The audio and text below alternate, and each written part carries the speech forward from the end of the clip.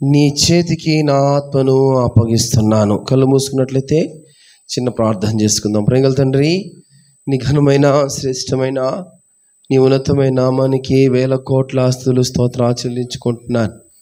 కొద్దిసేపు నాయనా నన్ను మీరు నిలబెట్టుకోండి. నీ ఆత్మ నాతో ఉంచండి, నీ కృపను ఉంచండి నాయనా. ఇప్పుడు దాకా నీ బిడ్డలు ఎంతో చక్కగా మాట్లాడినారు. అందును బట్టి నీకు వందనాలు స్తోత్రాలు చెల్లించుకుంటున్నాను. నాతో మీరు ఉండండి నైనా. నా పరిపాలకుడు నీవే, నా దేవుడు నీవే. ఇదిగో నీ సన్నిధిలో నన్ను కాల్చి విరిచి నీ ముఖ దర్శనమే కనిపిస్తూ మీరు మాట్లాడమని ప్రార్థన ఆలకించమని ప్రభువు యేసుక్రీస్తు వారి నామంలో అడిగి వేడుకుంటున్నాను తండ్రి, ఆమేన్.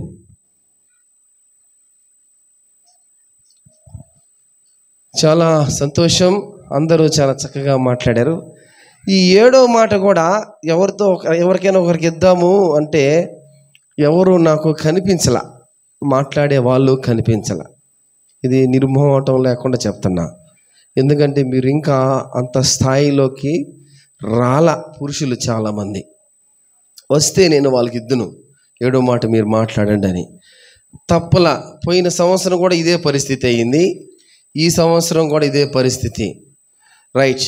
ఎట్టకేలకు దేవాతి దేవుడు మీతో ఈ 7వ మాట నాతో మాట్లాడించడానికి ఆయన కృప చూపించినాడు. ఇక్కడ ఒక మాట రాయబడి ఉంది, తండ్రి నీ చేతికి ఏందంట, ఏమంటున్నాడు? నా ఆత్మను అప్పగిస్తున్నాను.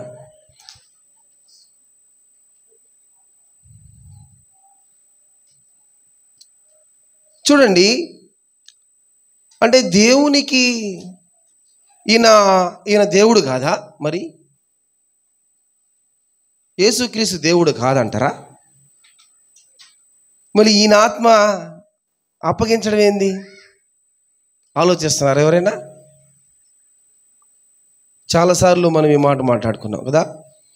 చాలాసార్లు ఒక మాట అన్నాడు, నేను ఏదైనా సరే తండ్రి చిత్తం నెరవేర్చడానికే నేను ఈ లోకానికి వచ్చాను కానీ నా సొంత చిత్తం కాదన్నాడు. ఈయనెవరు మరి? ఈయనెవరు అంటారు? కుమారుడా? ఈయన దేవుడా? మనిషి కుమారుడుగా వచ్చిన దేవుడు అంటారా? ఎవరు చెప్పారన్నమాట? ఎవరు చెప్పలేదా? రాంబాబు చెప్పలేదా? ఒకసారి ఫిలిప్పీలు రాసిన పత్రిక 2వ అధ్యాయం 6 నుంచి 8 వరకు చూస్తే ఒక మాట రాయబడింది. చదవండి టకటక. ఆయన దేవుని స్వరూపము కలిగిన వాడై ఉండి దేవునితో సమానముగా విడిచిపెట్టక. ఫిలిప్పీలు రాసిన పత్రిక 2వ అధ్యాయం 6 నుంచి 8 వరకు.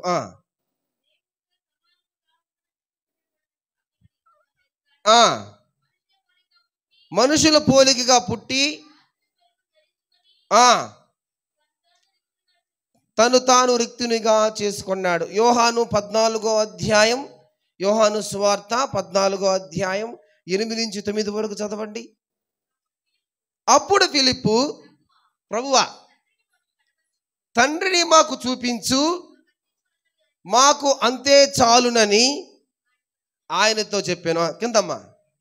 యేసు, ఫిలిప్పు, ఇంతకాలం నేను నీ యొద్ద ఉన్నాను, నన్ను నీవు ఎరగవా? నన్ను చూసినవాడు. మళ్ళీ ఇదేంది ఇది? ఇప్పుడు తండ్రికి ఆత్మ అప్పగిస్తున్నాడు. నన్ను చూస్తే ఎవరిని చూసినట్టట? నన్ను చూస్తే తండ్రిని చూసినట్లే. ప్రియమైన దేవుని బిడ్డలారా, చూడండి ఇక్కడ ఒక మాట రాయబడి ఉంది, తండ్రే ఈయన్ని దేవుడుగా చెప్పాడు. తెలుసా మీకు ఆ మాట? బైబిల్లో రాయబడింది మాట. ఎవరు చెప్పారు? తండ్రి కుమారుని నువ్వు దేవుడు అని పిలిచాడు. పిలిచారంటారా, పిలవలేదంటారా? ఎక్కడ పిలిచాడు? ఈయన ఒప్పుకున్నాడు, నాకు పైన తండ్రి ఉన్నాడు, ఆయన చెప్తే కానీ నేను ఏది చేయనని. కానీ తండ్రి ఒప్పుకున్నాడా? ఈయన నా ప్రియ కుమారుడు అన్నాడే కానీ అనేది మనకు తెలుసు. కానీ ఈయన దేవుడు అనే మాట తండ్రి ఒక దగ్గర అనున్నాడు. చూపించమంటారు ఈ బంగారు మాట మీకు? హెబ్రీయులకు రాసిన పత్రిక 1వ అధ్యాయం, హెబ్రీయులకు రాసిన పత్రిక 1వ అధ్యాయం 1వ వచనం చదవండి. అమ్మా ఒక మైక్ ఇయ్యండి, అమ్మాయికి ఒకసారి నీళ్ళ మైక్ ఇవ్వండి, అందరు వినాలి ఈ మాట.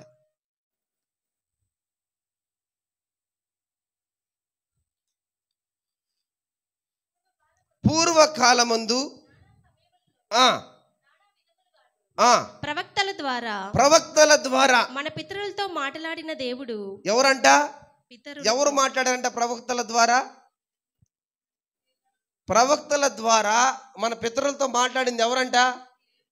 ఏమని మాట్లాడాడంటే చూడండి, అదే 1వ అధ్యాయం 8వ వచనం చదవండి. 7 నుంచి చదువమ్మా, 7 నుంచి చదువు. తన దూతలను వాయువులుగాను తన సేవకులను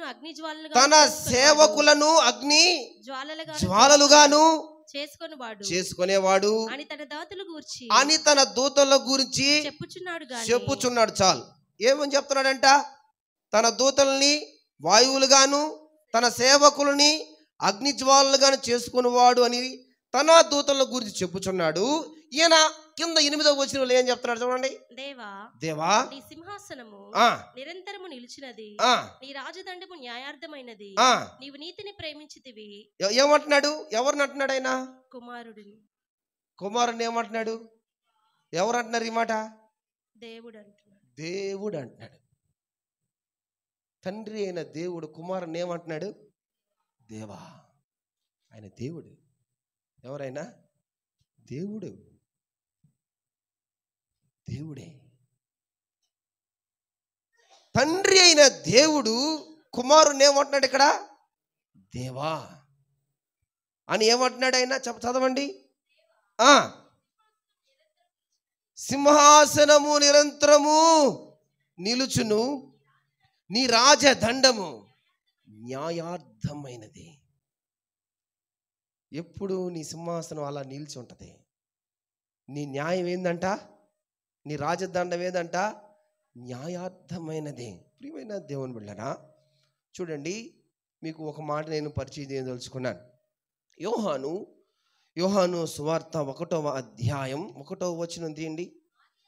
ఆదియందు వాక్యము ఉండెను, వాక్యము దేవుని యొద్ద ఉండెను, వాక్యమే దేవుడే ఉండెను. చాలు, ఇంతవరకు బాగానే ఉంది. 14వ వచనం చదవండి. అదే 1వ అధ్యాయం 14లో, ఆ వాక్యము శరీరి అయ్యాడు.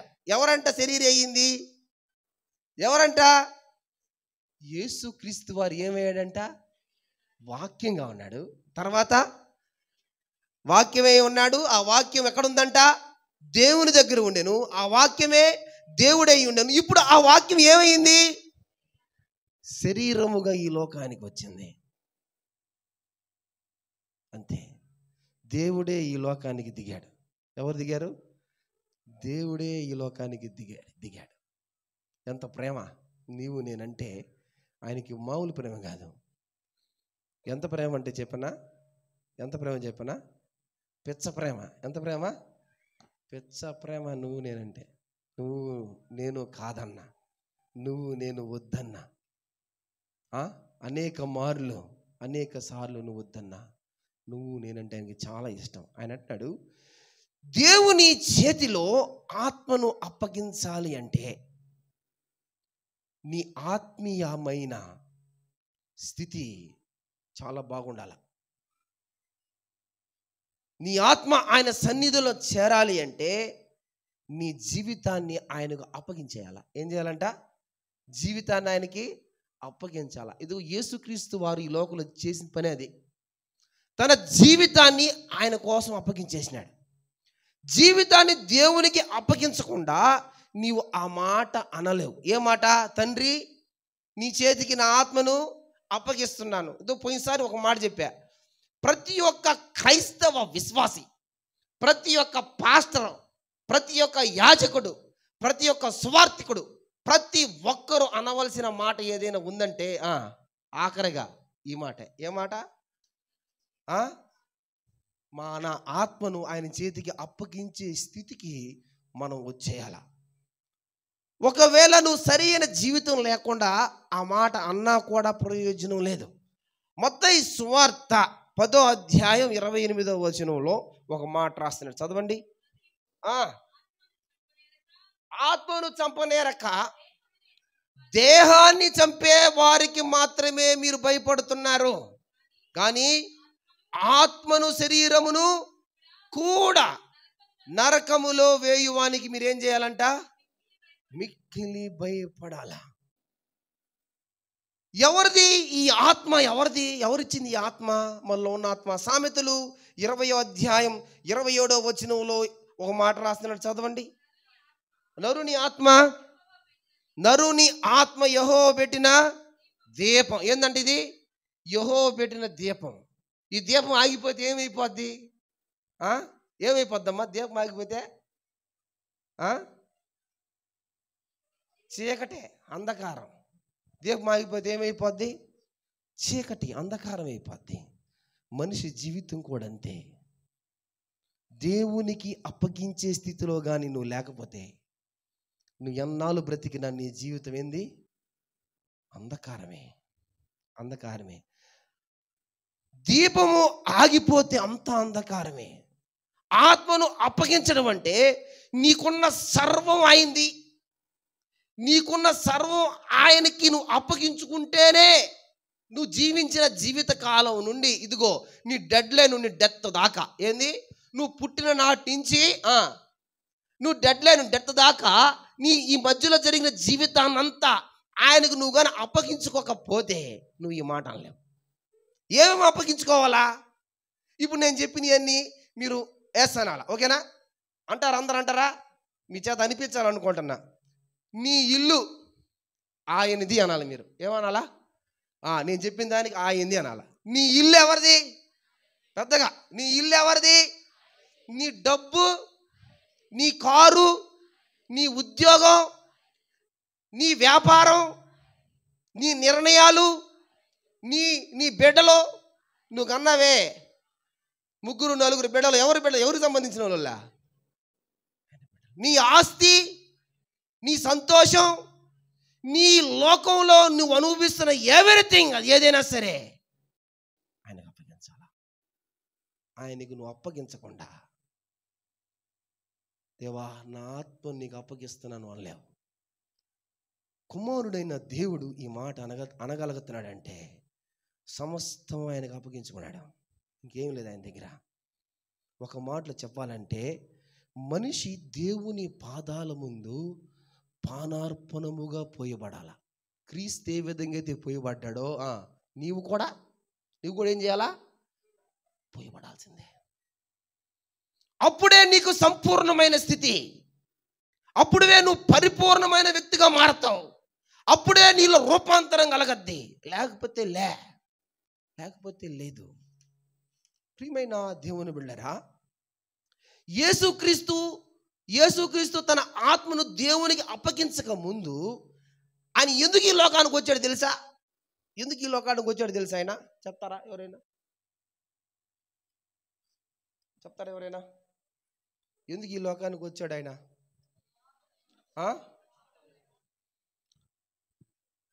ఆయన మన రాజబాబు గారు ఒక పాట రాస్తాడు. ఆదాము దోషము అంతము చేయను అవనిని వెలసిన ఆశ్చర్యకరుడా. ఏందంట? ఆదాము దోషం ఉంది మనలో. ఏముందంట? ఆదాము దోషం. అది ఎవరి వల్ల కూడా కాదు ఆ దోషం తీసేయాలంటే. అందుకనే ఎడ్ల యొక్కయు, మేకల యొక్కయు, కోళ్ళ యొక్కయు, గొర్రెల యొక్కయు, మేకల యొక్కయు ఎవరి రక్తము కూడా ఆదాము దోషాన్ని తీసివేయలేదు. ఆదాము దోషము తీసివేయబడాలంటే ఆయన రావాల్సిందే. ఆదాము దోషం వల్ల ఏమైపోయిందంటే దేవుని సన్నిధికి నువ్వు ఆమడ దూరం ఉండాల్సిన పరిస్థితి. నువ్వు ఇక్కడ కూర్చోకూడదు, ఈ సన్నిధిలో కూర్చోకూడదు. ఎక్కడ కూర్చోవాలి తెలుసా? ఆవరణంలో బయట కూర్చోవాలా. ఈ లోపలికి అడుగు పెడితే చచ్చిపోతాం మనం. ఈ లోపలికి అడుగు పెడితే ఏమైపోతాం? నాయనా, తండ్రి, దేవా, నా ప్రభువా అని ఆరాధించడానికి కూడా అంత అయోగ్యులం మనం. ఎందుకు పనికిరాని వాళ్ళం, యోగ్యత లేని వాళ్ళం మనం. అలాంటి మనకు దేవునికి మనకు మధ్య ఉన్న సాన్నిహిత్య సంబంధం తెగిపోయి మనిషి పాపంలో పడిపోయి నరకానికి వెళ్ళిపోతున్నాడని దేవాతి దేవుడే ఈ లోకానికి దిగి వచ్చి ఇదిగో ఈ మాట అన్నాడే. ఏ మాట? తండ్రి, నా ఆత్మను నీ చేతికి అప్పగిస్తున్నాను అనక ముందు ఏం జరిగింది తెలుసా? గర్భాలయ తెర నడిమికి చిరిగిపోయింది. హల్లెలూయా! అందరు చెప్పాలి హల్లెలూయా. చూడండి, లూకా సువార్త 23వ అధ్యాయం 45వ వచనం. అమ్మా, లూకా సువార్త 23:45. సూర్యుడు దృశ్యమాయను,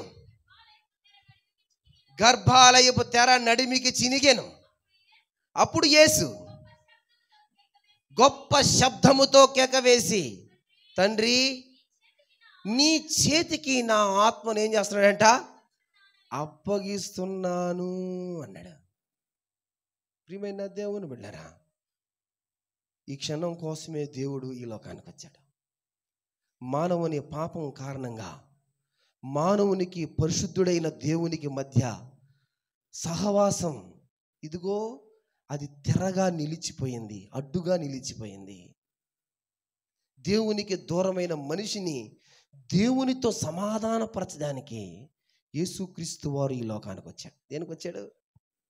యేసుక్రీస్తు వారు ఈ లోకానికి వచ్చాడు. దేవాలయంలో అతి పరిశుద్ధ స్థలాన్ని ఇదిగో మరుగు చేసే ఆ గర్భాలయపు తెర ఏమైపోయిందంట? నెట్ట నిలువుగా చినిగిపోయింది. ఇప్పుడు దేవుని దగ్గరికి ఎవరైనా రావచ్చా? గ్రీకుడేమి చెప్పాలా? ఎవరు? యూదులేమి, గ్రీకులేమి, అన్యులేమి, ఎవరైనా సరే ఆయన దగ్గరికి రావచ్చు. తిరగలేదు. ఇక గర్భాలయపు తెర చినిగిపోయింది. ఎప్పుడైతే గర్భాలయపు తెర చినిగిపోయిందో అప్పుడు అంటున్నాడు ఈయన ఈ మాట. ఏమంటున్నాడు?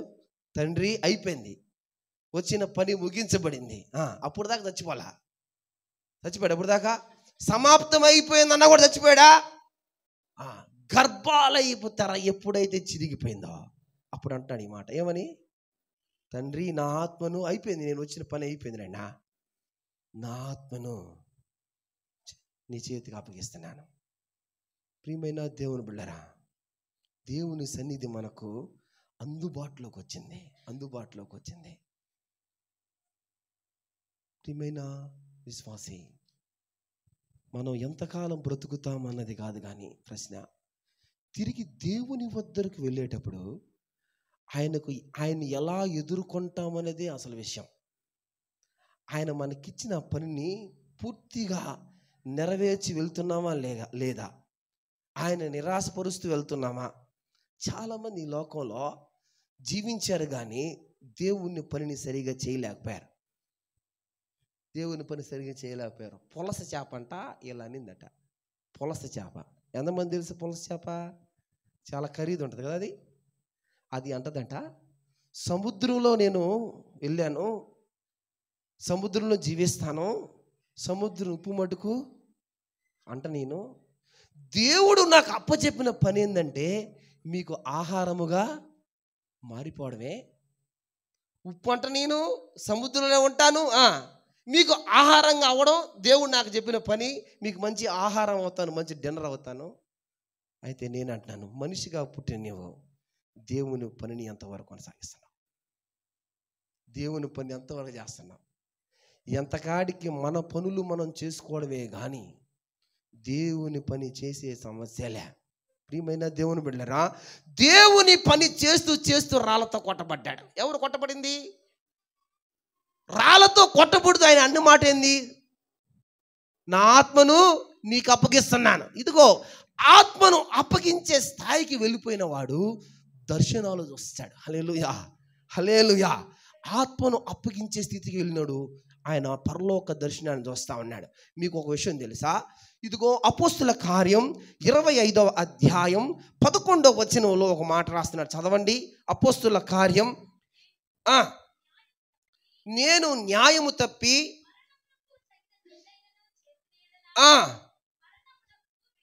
25:11 అమ్మా. అపోస్తుల కార్యం 25:11 అమ్మా. చదువు.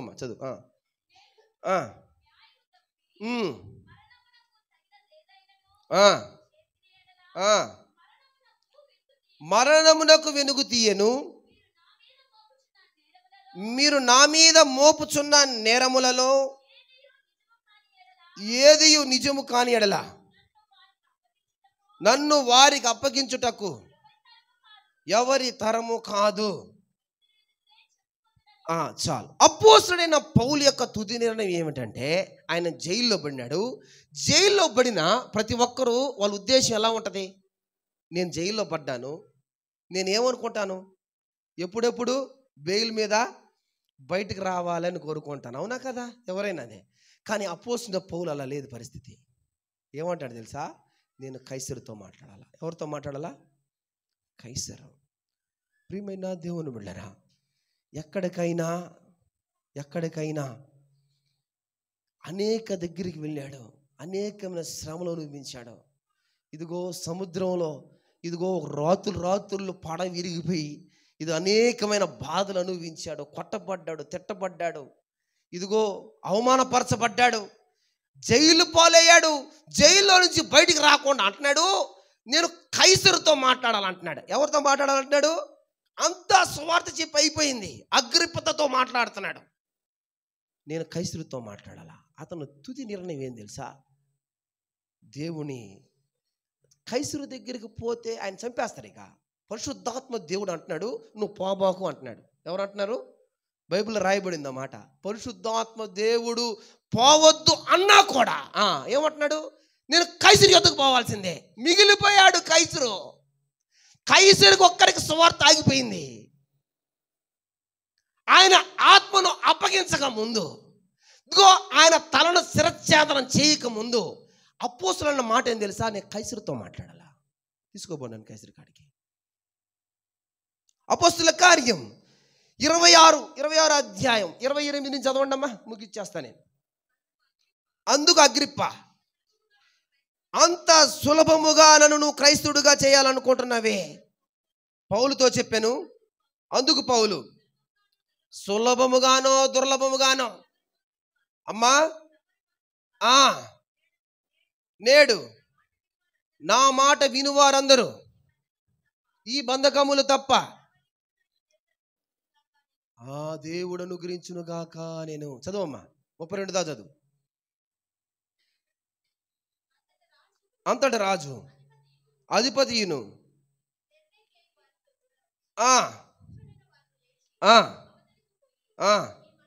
ఈ మనుష్యుడు మరణముకైనను, అది కావాలి నాకు, మరణముకైనను బంధకములకైనను అమ్మా తగినది ఏమీ చేయలేదని తమలో తాము మాట్లాడుకునేది. కానీ చదువమ్మా.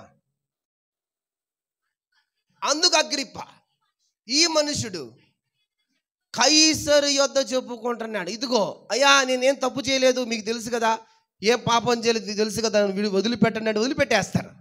కానీ వద్దు కాదు, నేను కైసరుతో మాట్లాడాలా. కైసరుకు సువార్త, ప్రధాన మంత్రికి నేను సువార్త ప్రకటించాలా. ప్రియమైన దేవుని బిడ్డలారా, ఆత్మను అప్పగించాలంటే ఆత్మీయమైన జీవితంలో తెగింపు ఉండాలా. ఏముండాలా?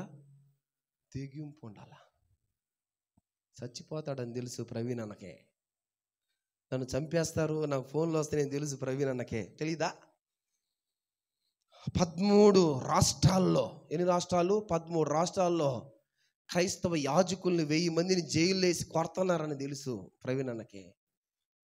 ఇదిగో ఈ చట్టం వస్తే దేశం చెడిపోద్ది, పాడైపోద్దని సుప్రీంకోర్టులో వేసాడు పిటిషన్. దీని గురించి నేను పోరాడితే నేను చంపేస్తానని తెలుసు ప్రవీణ్ అన్నకి, తెలీదా? తెలుసు. ఇదిగో ఆత్మీయమైన స్థితిలో ఉన్నత శిఖరాలు ఎదిగిన వ్యక్తి ప్రాణం కోసం ఎదురు చూడ్డా. ప్రియమైన దేవుని బిడ్డలారా, యేసుక్రీస్తు అంటున్న మాట, తండ్రి నా ఆత్మని నీ చేతికి అప్పగిస్తున్నాను. తండ్రి కుమారుడికి మధ్య ఉన్న బంధం ఇక్కడ స్పష్టంగా కనిపిస్తూ ఉంది. ఈయనేమో తండ్రిని దేవుడు అంటుంటే, తండ్రి వచ్చి ఈయనేమంటున్నాడు? నీవు దేవుడివయ్యా, నీ వలన ప్రపంచాలు నిర్మించబడినాయి, నీ రాజదండము న్యాయమైనది, న్యాయమైనది. ఆయన్ని ఈయన పొగుడుతా ఉన్నాడు. ప్రియమైన దేవుని బిళ్ళరా, క్రైస్తవ విశ్వాసి, నీవు తండ్రి అయిన దేవుణ్ణి సంతోష పెడుతున్నావో లేదో నాకు తెలియదు, కానీ ఇదిగో నీ జీవితం ఎట్లాగుందో, నీ బ్రతుకు ఎట్లాగుందో, ఆఖరిగా క్రైస్తవుడు అనవలసిన మాట ఇదే: దేవా, నీ చేతికి నా ఆత్మను అప్పగిస్తున్నాను.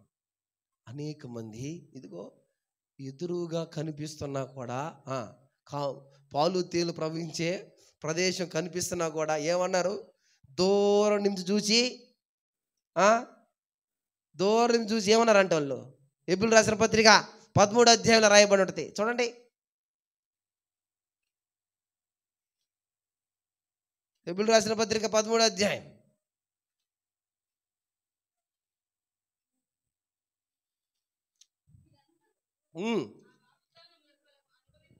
వీరందరూ ఆ వాగ్దాన ఫలములను అనుభవింపకపోయినా దూరము నుండి చూచి వందనము చేసి పరదేశులము అనుకున్నాడట. చాలు. ఏమనుకున్నాడట? భూమి మీద మేము పరదేశులము, ఇదిగో పాలు తేలు ప్రవహించే కానాను దేశమయ్యా. అబ్రహాం, పోయా నీకు కావాల్సినవి తీసుకోయా, ఇదిగో దాంట్లో ఉన్న స్థలాలన్నీ నీయే, పొలాలన్నీ నీయే, ఆస్తులు ఏం కావాలో తీసుకోపో, నాకు వద్దయ్యా, ఇది నాకు అవసరం లేదు. ఏమన్నాడంట? ఇది మేము పరదేశులము. ఎవరంట? మనం పరదేశులం. మనం పరదేశులమని చూసి దూరం చూసి లిమిట్ అన్నాడు, అంతే. ఏమన్నాడు? రైట్, చాలా సంతోషం.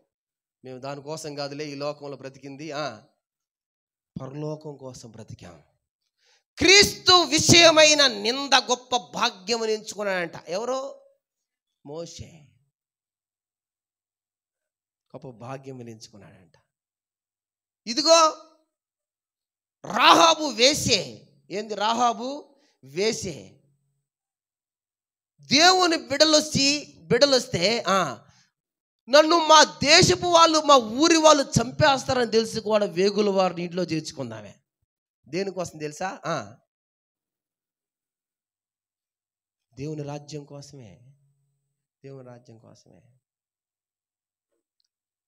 ఒక్కగానో కుమారుడే, నాకన్నా నీ కుమారుని ఎక్కువగా ప్రేమిస్తున్నావేమో, ఇచ్చేసాయి బలి అంటే. ఏం చేశాడు అబ్రహాం? వెళ్ళి బలి ఇచ్చేసాడు. దేనికోసం తెలుసా? ఆయన దగ్గర ఉండడం కోసమే. నీకన్నా నా కొడుకు నాకు ఎక్కువ కాదయ్యా, నా కూతురు నాకు ఎక్కువ కాదు, నీకన్నా నాకు ఎవరు ఎక్కువ కాదు. ప్రియమైన దేవుని బిడ్డలారా, ఇటువంటి జీవితం విధానం ప్రతి క్రైస్తవులోకి రావాలా. అప్పుడే నువ్వు ఈ మాట అనగలవు.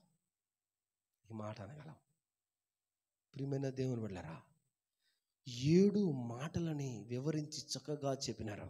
చాలా సంతోషం. ఆ 7 మాటలు మీ జీవితానికి ఎంత ప్రభావితం చేశాయో నాకు తెలియదు. నిన్ను ప్రభావితం చేయకుండా నువ్వెంత బోధించినా వ్యర్థమే. నేను మళ్ళీ చేస్తున్నా. ఏంది?